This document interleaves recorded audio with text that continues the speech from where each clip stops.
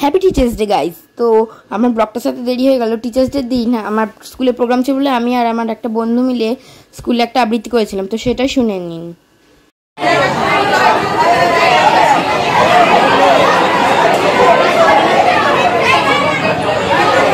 নমস্কার।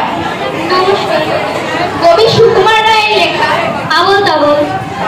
এক যে ছিল রাজা, থুরি রাজা নয়, সে ডাইনি বুড়ি। তার যে ছিল ময়ূর, না না ময়ূর কিসের, ছাগল ছানা। উঠানে তার থাকতো পোতা, বাড়ি নেই তার উঠান কথা। শুনেছি তার পিস্তত ভাই, ভাই নয় তো মামা গোসাই। বলতো সে তার শিষ্যটি রে। জন্ম বাবা বলবে কি করে?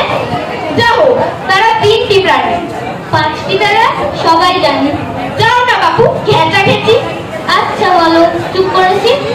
তারপর সেই সন্ধে বেলা যেমনি না তার ওষুধ গেলা, অমনি তেরে জটায় ধরা। কোথায় জটা? কাঁদতে ভরা। হোক না টেকো তোর তাতে গোমরা মুখ